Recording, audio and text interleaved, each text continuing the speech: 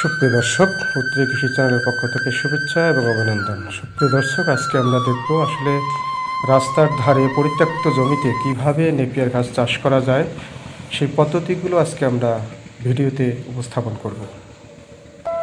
এখানে রাস্তার বগলে পরিত্যক্ত জায়গায় ঘাসের কাটিং লাগিয়ে সেখানে ঘাস চাষ করা হচ্ছে গরুর খাদ্য উৎপাদন হিসাবে। সুপ্রিয় দর্শক, যার 4 থেকে 5টা গরু রয়েছে তারা অবশ্যই সরকারি রাস্তার ধারে নেপিয়ার ঘাসের কাটিং লাগিয়ে আপনারা নেপিয়ার ঘাস চাষ করতে পারেন। তাহলে আপনারা 4-5টা গরুর যে ঘাসের চাহিদা সেখান থেকে আপনারা পূরণ করতে পারবেন। অনেকের জমি থাকে না, সেখানে যদি কৌশল অবলম্বন করা যায় তাহলে অবশ্যই আপনি এই সমস্ত পরিত্যক্ত জায়গায় ঘাসের কাটিং লাগিয়ে আপনি আপনার ছোটো মোটো একটু খামারে আপনি ঘাসের চাহিদা পূরণ করতে পারবেন।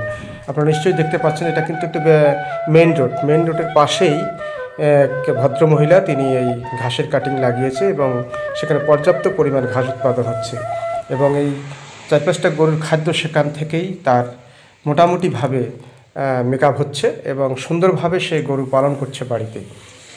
এই সদিচ্ছা থাকলে কিন্তু আপনার নিজের জমি না থাকা সত্ত্বেও কিন্তু আপনি সরকারি জমিতে বা রাস্তার ধারে আপনি নেপিয়ার ঘাসের কাটিং লাগিয়ে আপনি যথেষ্ট ঘাস উৎপাদন করতে পারবেন। নিজের ইচ্ছা শক্তিটাই বড় শক্তি, ইচ্ছা থাকলে উপায় হয়, সেই রকমই উপায় তিনি বের করেছেন। এই মেন রোডের পাশেই উনি রাস্তার ধারে সুন্দর করে সেটাকে তৈরি করে ঘাসের কাটিং লাগিয়ে আজকে তিনি ঘাস উৎপাদন করছেন। এখান থেকেই তিনি বাড়ির যে 4-5টা গরু রয়েছে সেখান থেকে ঘাস কেটে নিয়ে যেয়ে সেই গরুর খাদ্য তিনি যোগাচ্ছেন। এটি হচ্ছে আসলে মূল উদ্দেশ্য।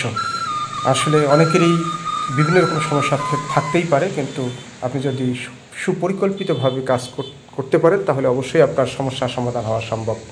নেপিয়ার ঘাস কিন্তু গরুর উৎকৃষ্ট খাদ্য।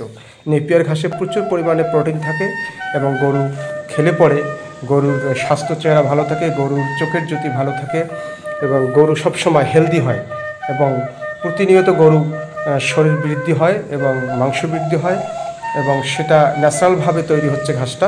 এই খাদ্য কিন্তু গরুর শরীরের জন্য খুবই উপকারী। এখানে কোনো নাই, মানে কীটনাশক দেওয়া নেই।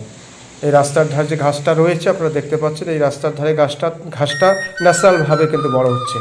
এটাকে কেটে নিয়ে গিয়ে বাড়িতে সে গরুকে খাদ্য হিসেবে দিচ্ছে এবং গরু খেয়ে সুন্দর মোটা তাজা হচ্ছে এবং পরিশেষে দেখা যাচ্ছে সেই গরুটা উনি ভালো দামে বিক্রি করতে পারছেন। মানে ঘাসের যে চাহিদাটা উনি কিন্তু এখান থেকে পরিপূরণ করতে পারছেন। সুপ্রিয় দর্শক, আপনাদের যারা সদুদ্দেশ্য রয়েছে এবং বাড়ির পাশে রাস্তার ধারে আপনিও ঘাসের কাটিং লাগিয়ে এমনি করে আপনি ঘাস উৎপাদন করে আপনি বাড়িতে গরু হোক ছাগল হোক আপনি সেই ঘাসের চাহিদাটা পূরণ করতে পারবেন। কেননা আমরা বাংলাদেশের মানুষ অনেকেরই জায়গা জমি থাকে না এরকম পরিত্যক্ত জমি, কিন্তু আপনি ইচ্ছা করলে আপনি সরকারি জমির পাশেই বা সরকারি রাস্তার পাশে আপনি এরকম ঘাসের কাটিং লাগিয়ে আপনার ছোটো মোটো গরুর খামার বা ছাগলের খামার আপনি যে খাদ্যের যে সমস্যাটা সেই সমস্যাটা আপনি এখান থেকেই আপনি পরিপূরণ করতে পারবেন। সুপ্রিয় দর্শক, আপনাদেরকে অশেষ ধন্যবাদ এবং শুভকামনা জানিয়ে আমি বিদায় নিচ্ছি অতুল রায়। আপনারা ভালো থাকবেন, সুস্থ থাকবেন এবং আপনাদের ইচ্ছা অনুযায়ী আপনারা ঘাস লাগিয়ে আপনার বাড়ির ছাগল গরুর খাদ্য আপনারা সেটাকে পরিপূরণ করতে পারবেন, যাতে করে আপনাদের ঘাসের যে অভাবটা রয়েছে সেটা অভাব আপনারা খামারের জন্য পূরণ করতে পারবেন। কেননা গরু হোক ছাগল হোক লালন পালন করতে গেলে অবশ্যই সবুজ ঘাসের প্রয়োজন আছে। সবুজ ঘাস ছাড়া কিন্তু কখনোই গরু ছাগলকে আপনি বাঁচিয়ে রাখতে পারবেন না।